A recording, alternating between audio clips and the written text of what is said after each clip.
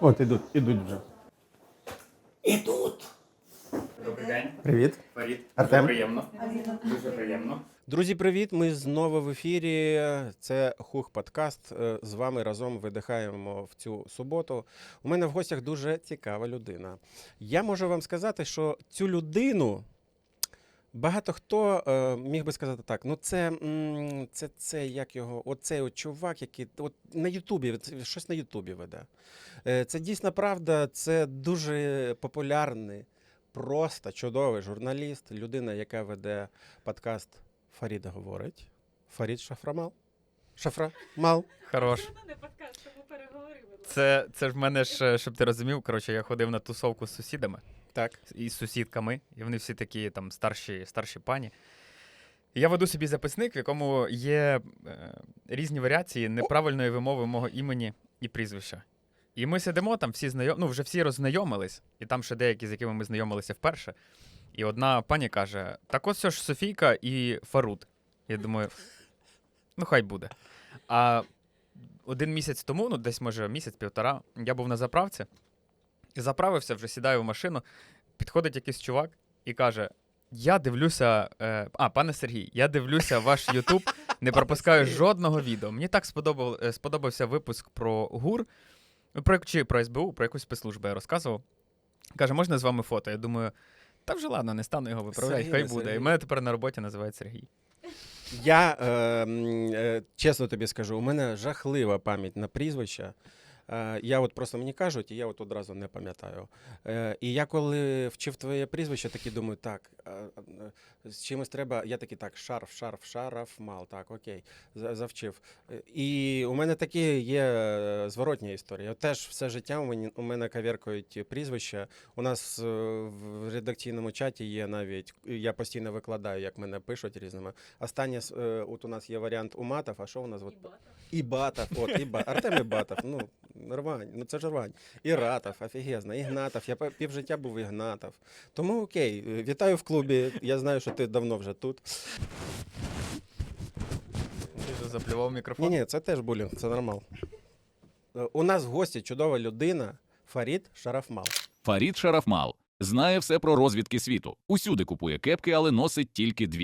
Жінка не дозволяє Фаріду купити змію. 2 вакцинувався від сказу, бо дуже любить тварин. У випадку чого передасть свій канал дружині.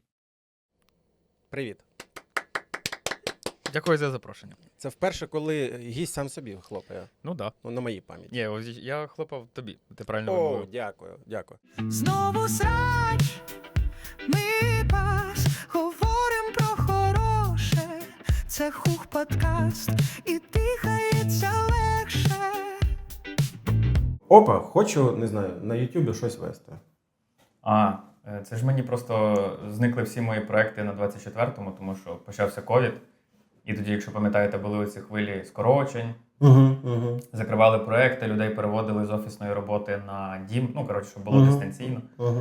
Ну і відповідно через це кудись треба було дівати вже ті знання, які я знаю, бо було дуже шкода, що вони пропадуть. І отак з'явився YouTube. А на 24-му ти до появи каналу що робив? Кажеш, закриті Я були працював проекти. спочатку в відділі міжнародки, потім автором аналітичних програм, сценаристом, телеведучим. І в мене були 2 окремі проекти про мафії і про спецслужби. І от на 24-му? Так, їх я якраз і переніс собі на YouTube. Клас. А на 24-му вони були успішними теж, так? Так. Я 10 тисяч підписників набирав цілий рік. Ого. А потім з 10 до 170 перескочив десь за 3 місяці. Я не знаю як. Я просто встаю, дивлюсь на статистику Ютуба, а там пише 37 тисяч підписників за місяць, по 37, думаю. І потім на наступний місяць воно отак ще раз. Плюс 50. Плюс 60. Я тупо охерел. І за 3, не за 3, може за 4. Я ніколи не брав рекламу. Тобто це все повністю органічний приріст. Я просто хочу залишитися ютубером конкретно в цій ніші, без реклами, щоб туди проходили всі, кому цікаво. Тому я не прошу реклами ні в кого, воно просто саме розвивається. І на гроші з Ютуба можна спокійно жити і займатися тільки Ютубом. Але в мене десь все одно є таке внутрішнє відчуття, що я безробітний, і тому мені треба ходити на якусь роботу, навіть якщо, ну, окей, вона мені подобається. Я тобі моя можу робота. сказати, як це ти просто відкриваєш ФОП і все, і ти на роботі. Ні, ну так, так в мене Ну, ж в все. Ютубі на ФОПі весь. Так. Ну така. І ти все одно вважаєш безробітним себе. Так, і все одно вважаю себе безробітним. Офігеть. Як ти називаєш свій жанр? Я намагався Я приблизно розумію, а як ти для себе його визначаєш? Жанр? Жанр от твого. Ну, умовно Це типа по кажучи. категоріях Ютуба, чи як я Так, відчуваю? ні, як ти відчуваєш, да. Як ти відчуваєш? По категорії Ютуба, Як я ну, відчуваю, понятно, я що думаю, ти що це блог. типа мілітарі історія. Мілітарі Але історія. по категоріях Ютуба це, по-моєму, воно називається там щось навчання, освіта і цей, ну, научпоп. Типа, да. Типа так. Я доступно пояснюю про історію там певних конкретних подій. Отак. Через там призму спецслужб. Бо ще так ніхто не робив, і я подумав, що Ти сам пишеш це до сценарія? тільки я. Ну, тобто, фактично, від початку до кінця ти сам себе записуєш, сам собі пишеш, сам себе Ну, монтуєш. допомагає записувати мені дружина. Все, Так. що стосується там кадру і так далі.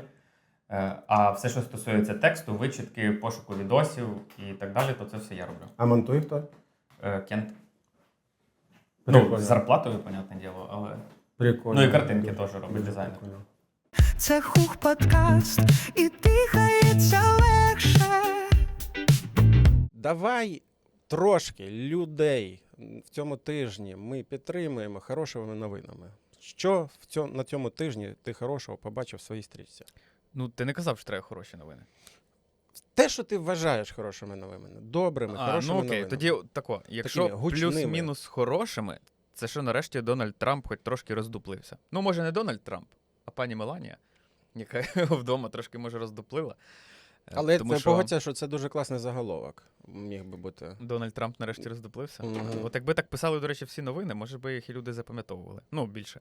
Але ж загалом він же ж після розмови з Путіном сказав: нарешті, стільки раз мене дурили, а то кожен раз ми з ним говоримо по телефону, і потім Україну знову обстрілюють. І він заявив про те, що теоретично Україна може отримати 17 батарей Петріотів. Мгм. Звучить класно, але поки що з тим є проблеми з тими виділеннями, тому що в певних країн їх нема. Там теоретично вони мали бути в Німеччині. Німеччина каже, да в нас їх самих тільки 6 залишилось. Тому вони ще думають, як це заменеджити правильно і як Україні врешті Як ти доставити думаєш, ці Петріоти, але загалом Як ти Ну, думаєш, там плюс-мінус йде хороше. мова про 17 одиниць чи Ні, 17 батарей. батарей? батарей. О, ну якщо це батарей, то це... Ну, принаймні в 100%. оригінальній новині звучало батарей. Як воно буде по факту, не знаю. Зважаючи, що тиждень перед тим він говорив: дивіться, ми виділяємо 10 ракет до Петріотів для України. Тому, може, в нас і буде 17 батарей, але якщо там буде 10 ракет Або, може, це будуть 17 чугунних батарей.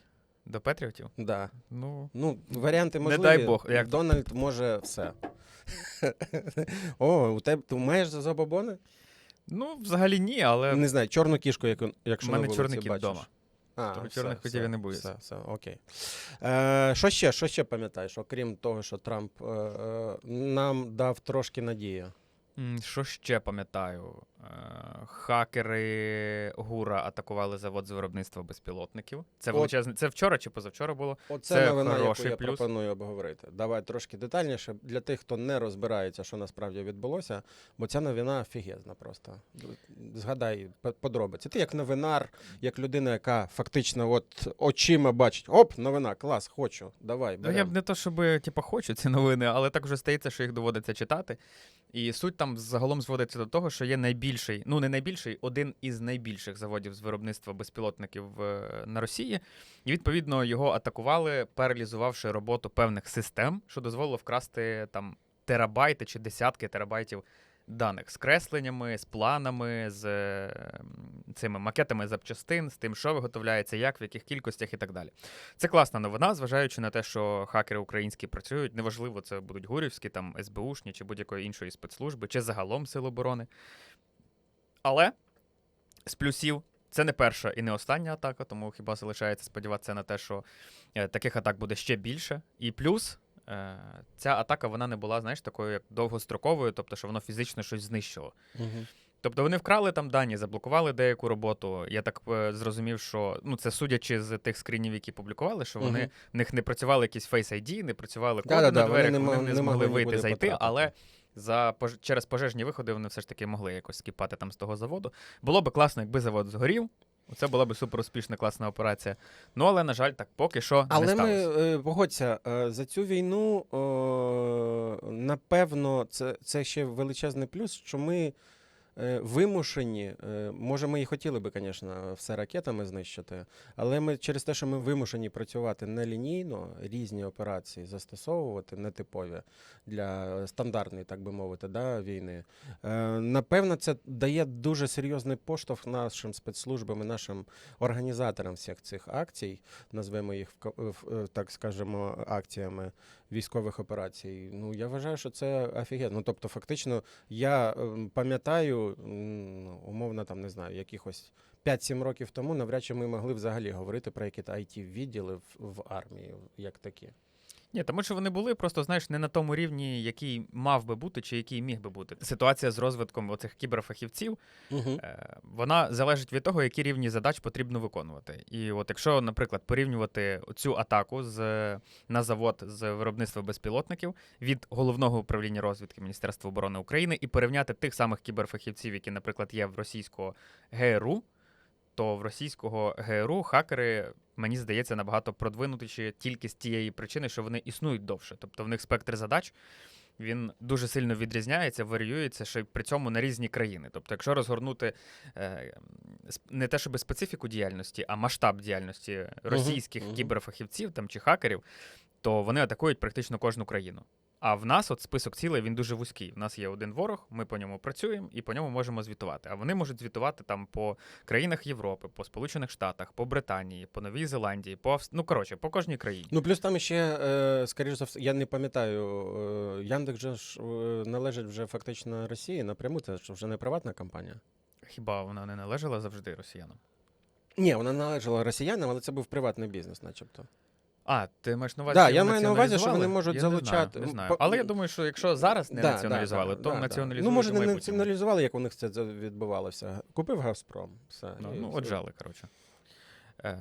І взагалі я до того веду, що от чим більше різних викликів буде, чим більше цілей буде для ураження, наприклад, наших кіберфахівців, хоча вони і так працюють достатньо матьоро, тим ще швидше це розвиватиметься. Бо якщо зараз, наприклад, подивитися на поле бою, Хартія недавно опублікувала інформацію про те, що перші наземні роботизовані комплекси взяли, наприклад, в полон росіянина.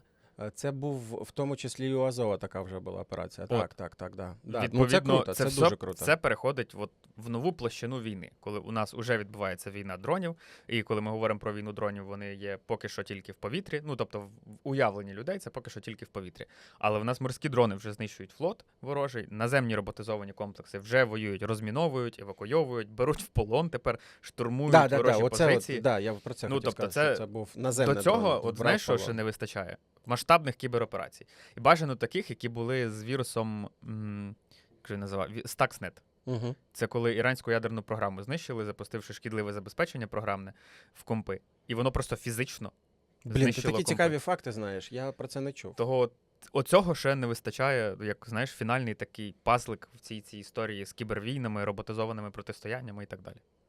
Ну, я впевнений, я знову ж таки буду казати реалістично, я не покладаю якихось там надій виключно на дронні системи. Вони дуже сильно підсилюють, дуже сильно допомагають, особливо оці зараз наземні роботизовані системи, які евакуюють, допомагають, поставляють провізію в такі точки, які там неможливо це робити не ногами, не машинами вже давно. І це нам дуже допомагає. І от я завжди топлю за те, щоб дуже успішні які-то розробки, особливо про ті розробки, про які військо саме каже. Оце круті розробки, от таке нам, масштабуйте, пліз.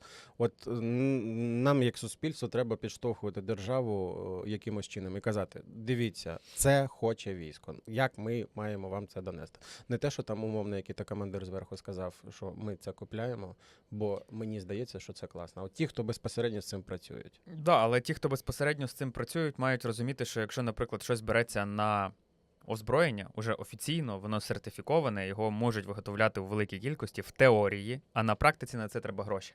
Держава, коли, наприклад, закуповує щось для умовної 24-ї бригади, чисто беремо за приклад, якусь певну кількість роботизованих комплексів. Так. Тобто виробник має отримати гроші, зробити, віддати, і для того, щоб зробити наступні, тобто взяти якесь замовлення, чи він може його вже й взяв, йому треба гроші, цих грошей нема. Ну, в достатній кількості. Тобто є там на 7 одиниць, а таких треба 30. Там, для того, щоб це була повноцінна війна дронів, то цих собак, знаєш, як в Boston Dynamics, оці робособаки, їх там треба, не знаю, 30-40 на підрозділ. І плюс екіпаж, який буде загалом керувати цими собаками, обслуговувати їх і так далі. Це ж все навчання. Робовійна чи там роботизовані війни, це не, ну, коли ми про це говоримо, чи коли ми це уявляємо, це не лише коли б'ються між собою дрони. Все одно цим керує людина. Люди, або певна кількість людей. І відповідно на це теж треба фахівців в достатній кількості. І от оце кіберсфера, це якраз от те, чим вони в тому числі мають займатися, готуватися, вчитися. І так ти далі. 100% про це знаєш. От я зараз сижу про це думаю. Згадай, наприклад, як працювала армія Ізраїлю і спецслужби Ізраїлю. Фактично війна їх змусила розвивати ці кібервійська.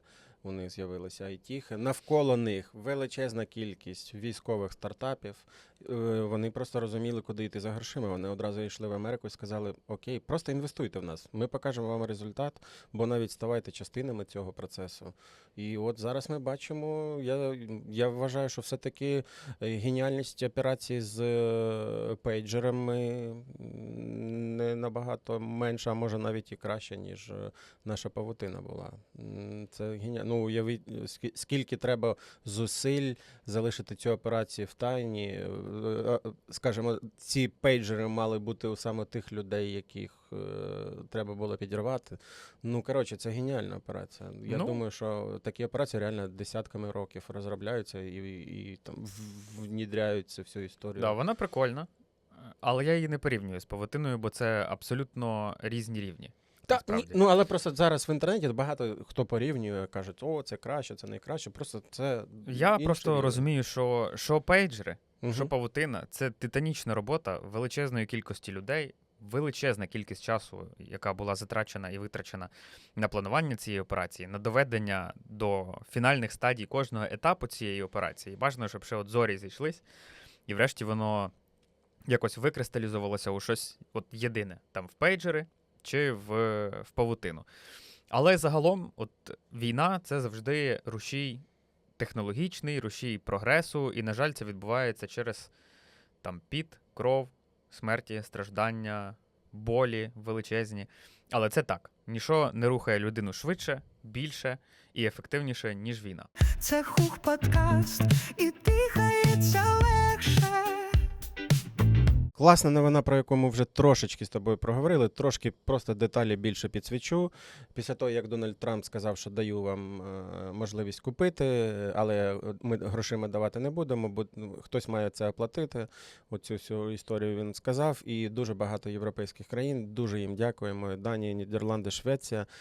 Це дуже, якщо чесно, до війни я навіть ніколи не міг би подумати, що вони стануть настільки близькими нашими союзниками. Ну, кого, але Данія взагалі, коли почала нам допомагати, я був взагалі дивований, а потім подивився, яку кількість нам вони всього надали. І, ну, просто вау. І ми їм дякуємо, що вони впрягуться в цей процес, в тому числі і Німеччина. Слава Богу, вони не будуть казати. Нам дуже хочеться знати, ну чесно, ми будемо відвертими, нам дуже хочеться знати, скільки, коли вже будуть застосування. Але сума серйозна, але і допомога, я сподіваюся, теж буде серйозною, яка би пришвидшила страждання, бо ми розуміємо, що обстріли, постійні обстріли. Плюс ми бачимо, що Європа вже напряму історію, оцей закид Трампа, що відкривайте просто бізнес, русня відстрілювати не буде. Окей, польське виробництво у Вінниці було знищено. От так, будь ласка, їм пофіг. Вже давно пофіг, у них теж давно all-in, і їм теж треба тільки виграти. У них нема просто давайте зараз зупинимося і все. Польська авіація відпрацювала дуже жорстко. Вона от під час обстрілу, напевно, підіймалася, але щось своє виробництво вони не захистили. Але це вже реалії, і нехай вони вже з ними живуть і бачать. Але попри те, є багато і класних новин. Наприклад, Велика Британія, яка теж нас дуже інтенсивно підтримує, сказала, що надає нам 6 тисяч ракет-перехоплювачів. Це взагалі прекрасна новина. Бо 6 тисяч, не 5 ракет, не 10 ракет, як було заявлено, не 600, а 6 тисяч А там ракет. є часові терміни? Часові терміни я не скажу, ну бо ти ж знаєш, да, зараз дуже важко сказати. Але Британія дуже швидко надає нам. Тим більше я періодично дивлюсь дебати в парламенті. За нас в парламенті б'ються депутати прямо за те, що чому ми так мало допомагаємо. Вони ну, як на мене, Британія першою в часи світової війни побачила, що таке війна. Побачила, що таке союзнички. Вони з 39-го року почали отримувати і знищення, і людей вбивали, і бомбьошки відбувалися Лондона. Ну, словом, вони цю війну, і фактично морську війну Британія на собі тягнула. Морську війну, скільки було всього, скільки конвоїв вони захищали, скільки вони поставок робили. Ну, морську війну тягнула на це. Уяви собі, щоб Радянський Союз брав участь, скільки там було за часів Другої світової війни. 1000 плюс підводних лодок Німеччина втратила. Хто їх, вибачте, знищив? Совєтський Союз, у якого не було жодного підводного човна? Спроби на війну попливсти на човниках. Це жахлива трагедія і важлива робота, яку вони виконували. Попри те, що як Радянський Союз кричав, ніхто не воював, воювали тільки ми.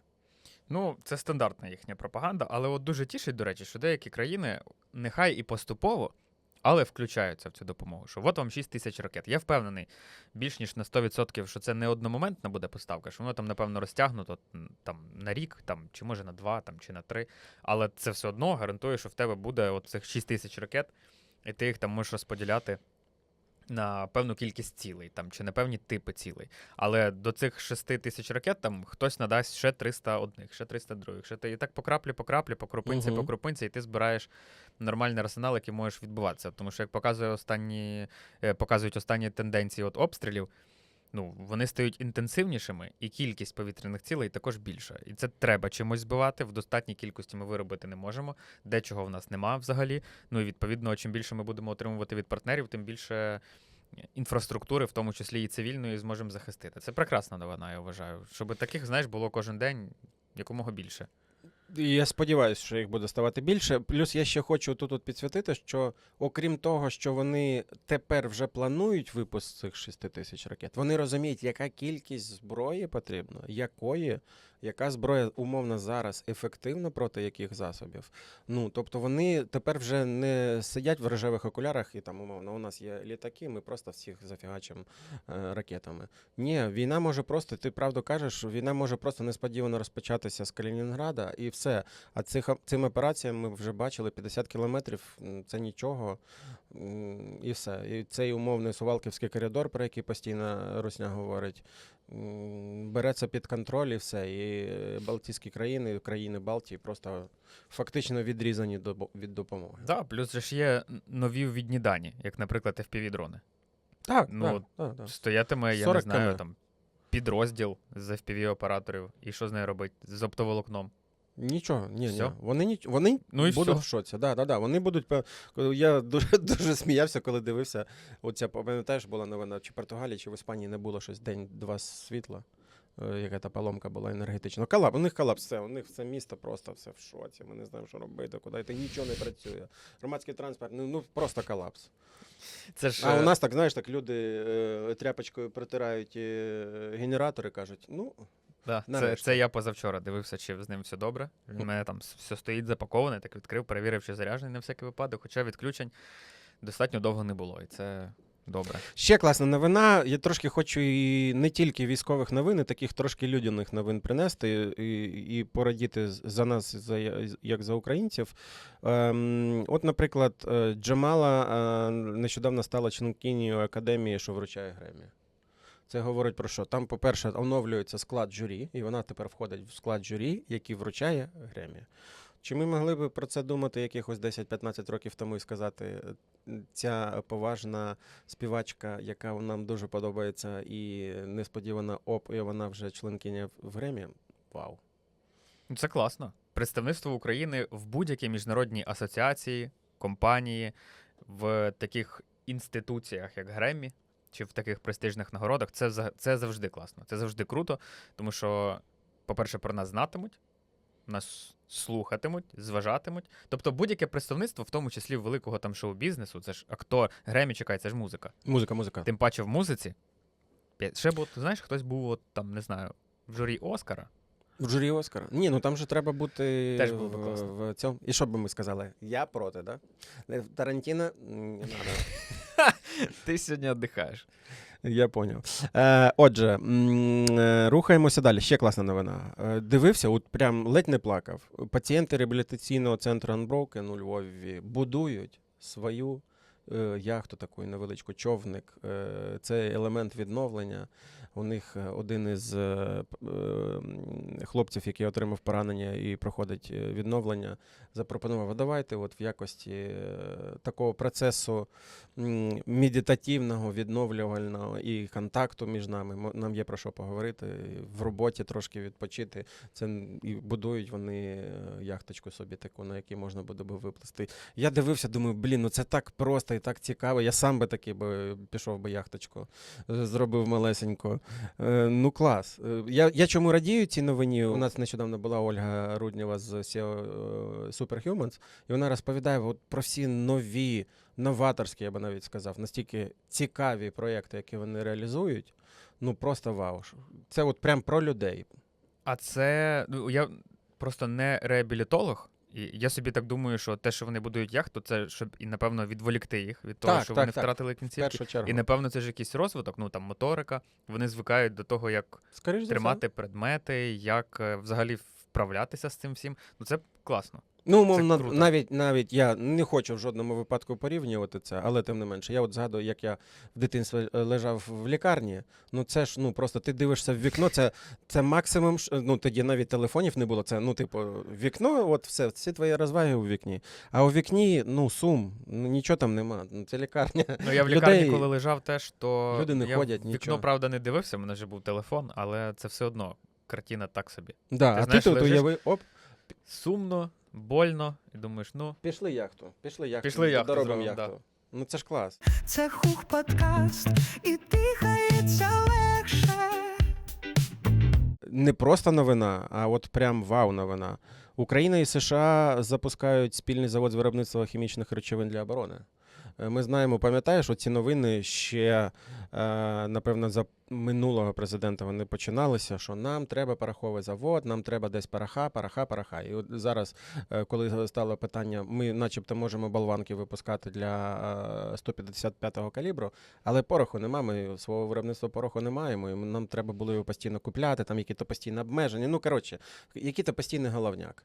І тут така поважна організація, як Сполучені Штати, я їх так організацію називаю, бачите, організація бізнесменів, вирішила інвестувати. І це прям вау. це, по-перше, будь-яке створення спільне, чи, наприклад, наше самостійне, чи спільно з нашими партнерами, це дуже позитивний, не те, щоб навіть досвід, це дуже позитивна новина для України, бо чим більше цих заводів у нас буде, і навіть не так важливо, чи вони будуть в Україні, чи вони будуть за кордоном. Хоча, ну окей, може важливо, що вони були в Україні, просто я розумію, що зараз з цими ракетними обстрілами і так далі, це дуже складно створити Да, якийсь завод в я Україні, погоджуюсь. окрім, як, не знаю, під землею хіба.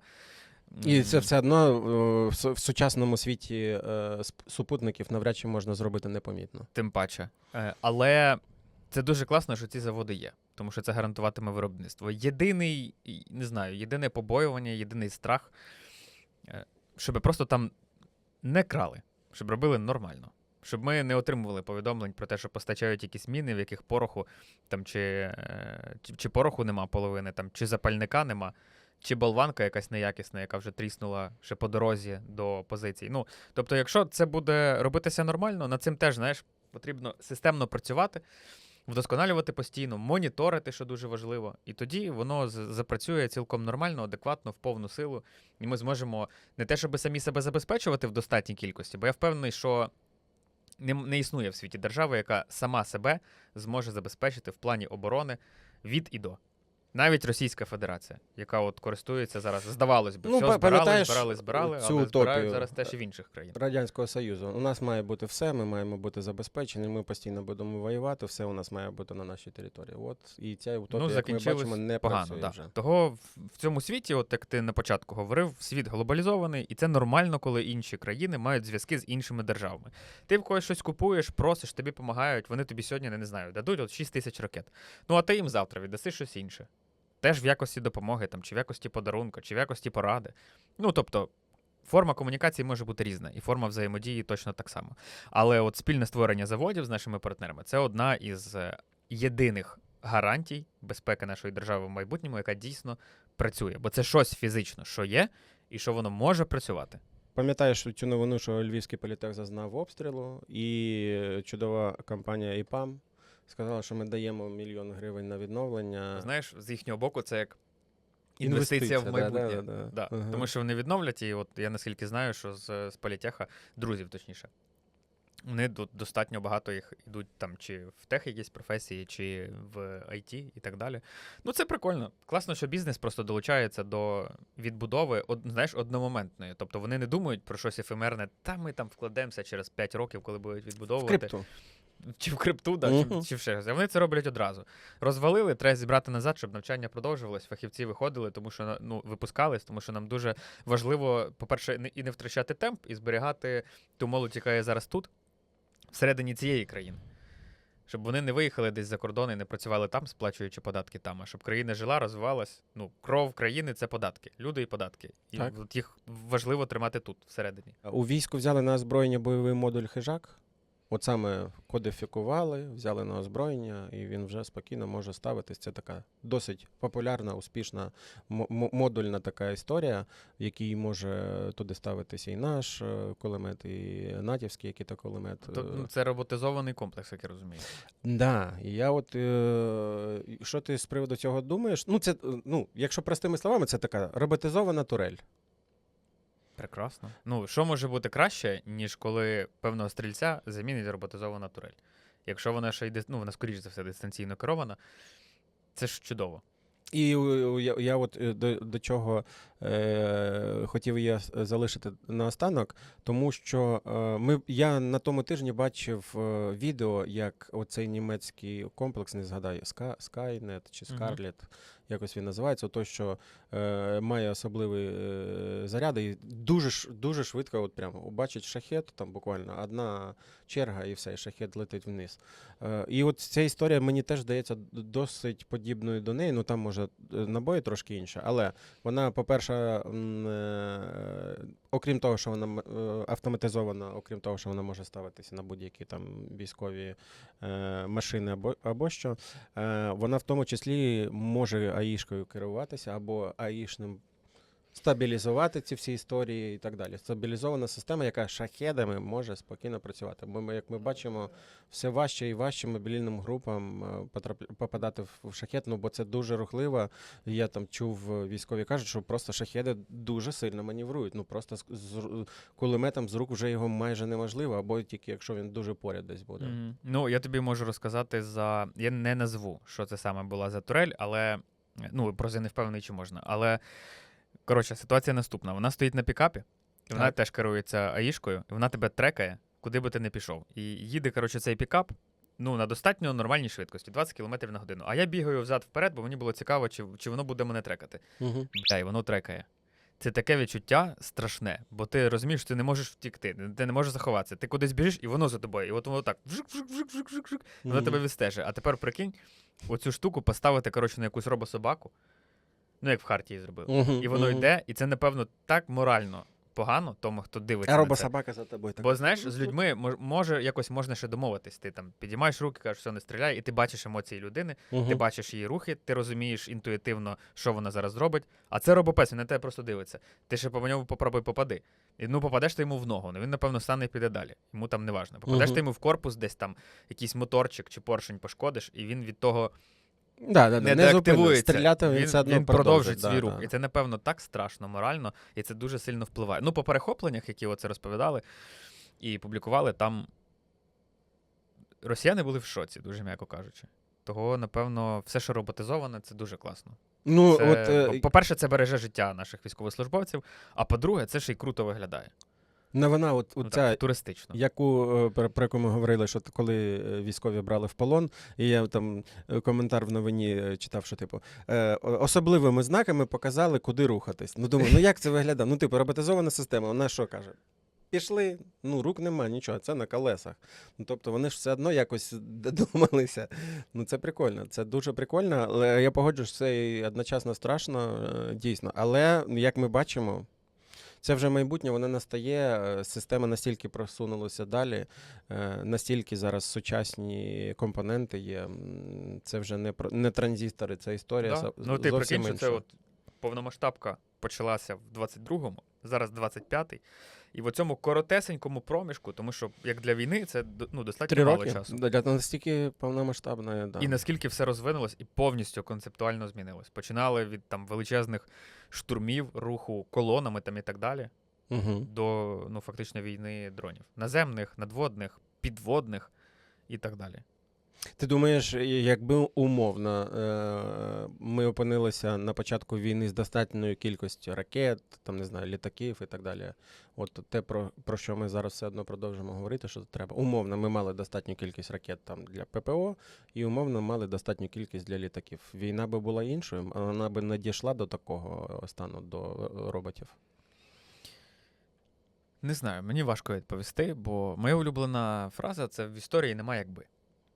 Я думаю, напевно, як мені здається, але це просто оціночне судження. Що якби цього всього було достатньо, то, можливо, та ситуація, яка зараз склалась, вона би просто відтермінувалась трошки. І все. Тобто, це ж не зупинило би Російську Федерацію все одно. Єдине, що їх могло би зупинити, чи може зупинити, наприклад, у майбутньому, це більше ресурсів, ніж у них. Тобто вони ж перед нападом все одно проводять оцінку. От як ти казав, типу, умовно кажучи, у нас було умовно більше ракет, і ми одразу фігачили по їх нафтозаводах. Це, напевно, би стримало. Тобто, ти ж теж маєш оцінювати ризики початку цієї війни. І розумієш, що так. От я зараз нападу, умовно, і зможу безперешкодно захопити там 5 областей. В теорії просунутися до 6-ї, 7-ї, потім до 8-ї, 9-ї, і так далі. Угу. А з іншого боку, коли ти пробуєш наступати на країну, в якої є все, ти оцінюєш ризики і думаєш, я зараз просунусь швидко в 5 областей, але теоретично в мене можуть окупувати 6 моїх, відбивши при цьому 5, які я захопив. То чи є сенс взагалі тоді нападати? Це таке дуже я не специфічне знаю. поняття. Мені здається, що нам зовсім логічно сприймати Росію вже давно не можна. Вона, як ми бачимо, Абсолютно. країна, яка, хто би що не казав, так, вони можуть бути смішними, але це машина, яка шукає спосіб, як нас знищити. І в той момент, коли ми думаємо, що вони трошки затихли, і кожен раз вони виходять з яким-то рішенням, яке нам робить боляче. Тому не можна, насміхаючись про це говорити. Тобто цей момент і період часу, коли ми казали «Російоби», ні, він давно минув. Абсолютно. Це хух подкаст, і дихається легше. Нехай Це на буде. асоціації, як я розумію, так? Може бути. Клас. Те, Отже, в чому я найсильніший. Рахунок. Скільки там карточок? 6. Буде рахунок -6. Я цей блок називаю «Смайло новини». Я тобі показую картки зі смайлами. Угу. Ці новини, вони от буквально нещодавно були. Я намагаюся завжди брати новини, які ти 100% чув. Там одна-дві, може, яких було не чути, але тим не менше, я тобі, якщо що, буду підказувати. Окей. Все, розпочнемо з найлегшої новини.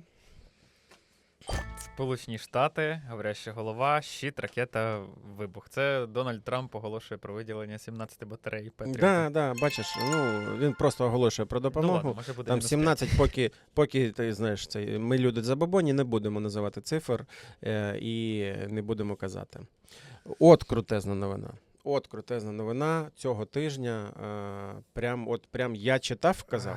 Афігеть. Яка Щас. новина. Україна і Німеччина підписали партнерську угоду, але що таке НЛО? Я скажу так, я людина смайла обмежена. Я беру тільки ті смайли, які є. Тому ну, я не можу Ну, що це вводити... щось повітряне. Щось повітряне. З да. космосом пов'язано? Ні, не пов'язано. Нижчий рівень. Між космосом і землею. А це не те, що відправляли на ремонт літак Ні, ну наш? я там літачок би був. Ні, там був літачок. Але правда, літачок Повітря. Підписали якусь угоду про повітря. Ні, ну не настільки лінійно. Не угода про повітря. Угода між Про Україною щось і Німеччиною. повітряне. Так, щось повітряне. І це не літак, Не літак. і не космос. І не космос. Набагато менше елемент. Добре, це не пов'язано з протиповітряною обороною. Ну, про Петріоти не йдеться. Ні, це не ракета, точно. Ну там би була ракета. Добре. Окей, давай так. Я тобі, як ти казав, 06 гра в асоціації. НЛО летаючий об'єкт. Правильно? Які у нас є летаючі об'єкти зараз? Про виробництво дронів? Да, ну дрони. Ну нема дрону. Ну я не знаю. 25-й Хорошо. рік Смайлак ще нема досі дрону. Насправді виробник дронів Frontline і Quantum System німецькі уклали угоду. І от в чому красота цієї угоди, стратегічна. В квітні, я от спеціально дослідив цю новину, в квітні 25-го року вони підписали тільки меморандум. Я такий думаю, ну меморандум, ми після Будапештського меморандуму всі знаємо, що це фігня. А от вже зараз вони підписали не просто угоду, не просто інвестиції, а ця Quantum System, це теж крупний виробник дронів в Німеччині, купляє 10% фронтлайнера нашого українського, хочуть масштабувати виробництво, і за планом угоди вони зможуть ще додатково купити протягом наступних 12 місяців до 25% Ні, ну, українського матьоро. виробництва. І оце вже не слова, що ми там щось якось. Дуже мені подобається зараз, як Німеччина працює. Вони зрозуміли, вони побачили, що у нас є величезна експертиза. Більше того, вони побачили у нас реально крутих виробників. Це прекрасна новина. Це теж, знову ж таки, про що ми говорили, що будь-яка співпраця з іншими країнами в плані оборонки, виробництва якогось Да, а спільного, у них це прям топ. Велика вже експертиза, у них вже давно є яйки на дронах, у них вже давно все круто, але ну поки що в чому вони програють, що ціна. У нас вартість, звичайно, все ще крута і конкурентно спроможна. Тобто, І якщо досвід. б ми виходили на ринок, це було б круто. Наступна новина. О, ні. Не будемо тільки про воєнку. Добре, це Рим чи Капітолій Білого Дому? Рим чи Капітолій Білого Дому. Взагалі, це може бути ще Греція. І папірус.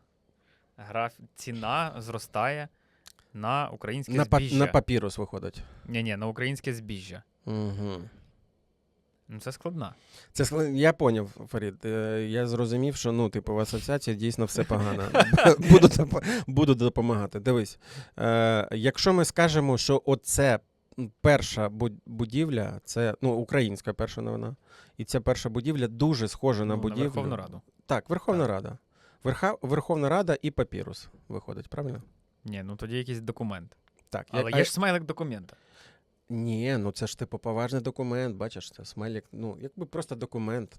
Конституція? Ні, закон.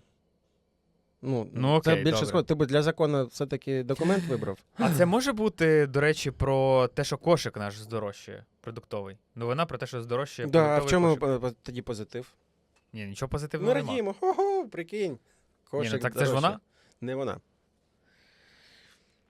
Добре. Верховна Рада ухвалила закон. Підняття цін. Ну так ти хочеш сказати? Ну, да. Ну ні, ну так не буває зазвичай. Ну це ж самогубство для них. Вони зазвичай такі закони не приймають. Ні, ну дивись, він просто по-інакшому називається. Затвердили, наприклад, нову, назвемо це так, стелю цін там на продуктовий кошик. Окей, давай так. Відкинемо перших Ну три тут є смайла. зерно. Про експорт зерна. Це щось йдеться про експорт зерна? Давай так, я ж кажу. Відкинемо першу частину і дивимося, що от у нас після мішечка з грошима йде. Графік. Ні, після. А, це що, квасоля? Ну, Боби. боби, допустимо, так. Боби можуть бути різними. І от останнє це що? Пшениця наша. Ну, або, Колосок. давай так, я скажу. Перше це соя, а друге це ріпак. Знов ж таки кажу, я смайло обмежена людина. Я не можу тобі дати от прям лінійний смайл. Отже, давай спробуємо тепер скласти. У нас є. Я вже як вчителька себе відчуваю. Фарід, скільки можна? Домашку знову не зробив. Ти б ще як мама робив. От тут, знаєш, не вистачає так ще сльозки, так Мгм. одної, другої. Скільки тут смайликів?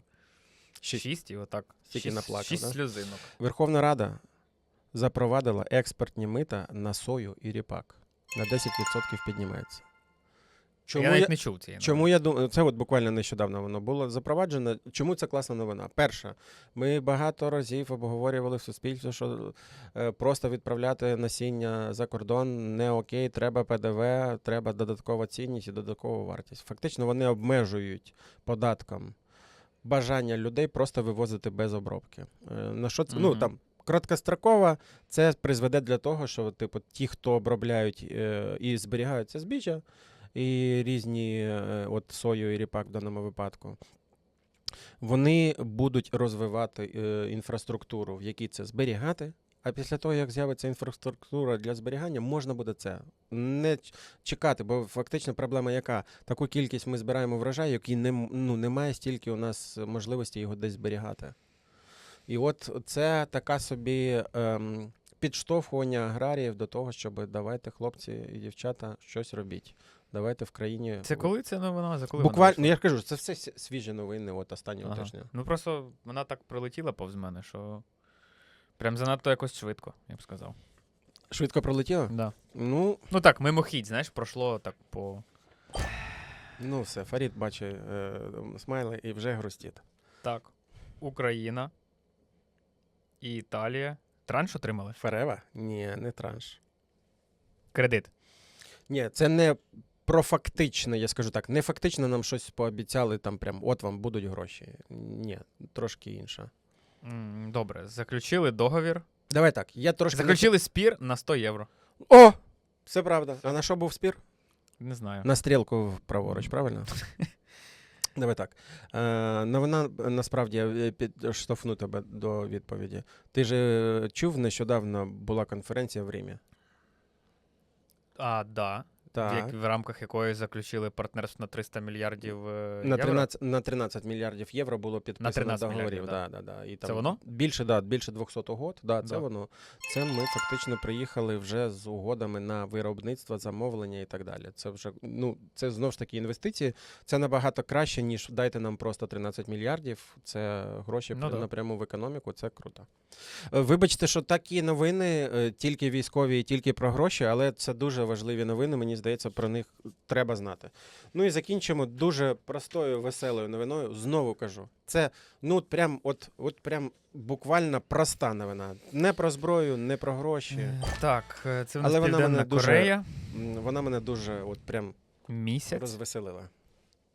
Місяць. Це, напевно, школа. Школа, правда. Це я чув. Це Ну-ка. чувак в Південній Кореї, проник в школу, щоб вкрасти екзаменаційний лист. Відповіді на екзаменаційні гад. листи його затримала поліція. Так. І Уяви ще собі. вчителька чи сіла за хабар. Він їй хабарі давав, звинувачують її. щоб вона сказала йому, де вони лежать.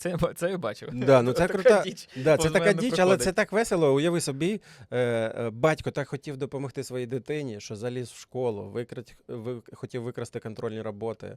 Коротше, прям цілий крутий трилер можна було би зробити. Да. Ну все, слухай, от тут вже у мене з'явилася віра в тебе. Я от прям бачив, як тобі було важко. Але ти молодець, спорався, все клас. Дякую. Це хух подкаст, і дихається легше. Ну що, переходимо до бліца. Що тебе рятує після важкого інформаційного дня? Пиво. Жартую. Книга. Книга? Да, я люблю читати. Ні, пивко теж, але ти ж пиво часто пити не будеш. А читати можна кожен день. Прикольний вибір такий. Це може кожен день, а це не кожен день. Прикольно. І тоді у мене є продовження до цього питання. Книга чи Ютуб? Книга. Я Ютуб практично не дивлюсь. Тобто ти створюєш контент для Ютуба і не дивишся практично? Прикольно. Скажи, будь ласка, тоді таке питання. Ти Ютуб не дивишся, але ми зараз перевіримо.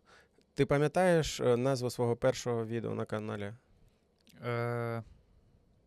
Це було про НЛО, найперший випуск. Що ми знаємо про... Чи що ми знаємо про НЛО? Чи щось... Ні, не так. Що не так? Ні. Що не Що так не заняло? Щас там було.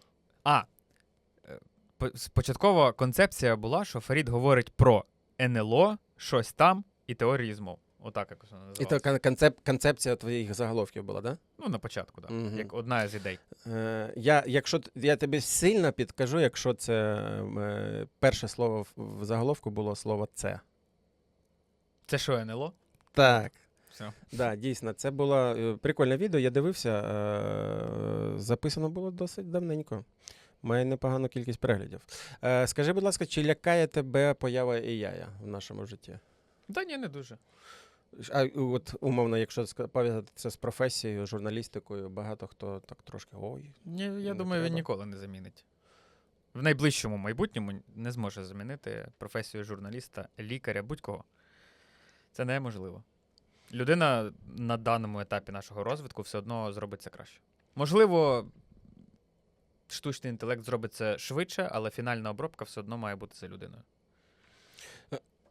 Коли ти востаннє собі казав, вау, я молодець, і взагалі хвалив себе? Ніколи. Ніколи? Фарід, ну ти молодець. Дякую. Ну дозволь собі трошки, ну дозволь. Це може проблема, але я щось ніколи не сприймаю те, що я маю, як там як якась радість там чи досягнення. Завжди думаю, що так і мало бути, бо я до цього дуже довго йшов. Я інколи про це задумуюсь, до речі, що треба визнати, що я молодець. Але я не можу. Це звучить як заголовок нашого відео. Треба визнати, що я молодець. Клас. Як особисто для тебе під час війни змінилася журналістика? Я думаю, в гіршу сторону. Це не стосується військових кореспондентів, це не стосується, напевно, розслідувачів, Угу. але це дуже стосується телевізійної журналістики, сайтів, телеграм-каналів, всіх, хто працює в сфері журналістики. Дуже сильно. Поясни, що За змінилося. жовтими заголовками, за бажанням хайпанути, за небажанням читати довгі тексти, а на швидку руку розібратися в темі для того, щоб потім обговорити її там з певними експертами, зібрати якомога більше переглядів, без вникання в суть. Угу. Отак. Це наживання на війні, публікації сумнівного характеру, запрошення тупорилих експертів, які ні в чому не шарять, але дуже хайпують на певних тематиках. Я думаю, в гіршу. Тобто, фактично, Але з іншого боку, військові кореспонденти дуже сильно просунулись в плані інформування. Теж є з ними пару нюансів, бо публікують в гонитві за тим, щоб подати першим, публікують часто неперевірену інформацію. Але в плані створення контенту, наприклад, і його якості, рівня, воно прям дуже виросло в них. я думаю, ти чув цей конфлікт, просто хотів твою думку з приводу цього почути. Наприклад, після прильотів є багато журналістів, які публікують фотографії людей, вбитих і так далі. Чи це, умовно кажучи, має тут яка там мораль бути? Які публікують Які мертвих людей? Які публікують мертвих людей, або розуміють, або там, наприклад, на похоронах. Не заблюрених. Да. От там багато було там. Дивись, я вважаю, що я зрозумів суть питання. Я вважаю, що якщо фотографії з жертвами і з наслідками, вони мають бути. Але з дотриманням всіх етичних і моральних норм. Тобто, якщо це жертва, вона має бути заблюрена. Угу. Якщо там кров, воно має бути заблюрене. Треба просто, щоб ці люди, які це роблять, які публікують без блюра, публікують там тіла, в тому числі оголені, вже мертвих, загиблих людей. Це чиїсь родичі, чиїсь друзі, чиїсь знайомі, чиїсь батьки, можливо, чи діти.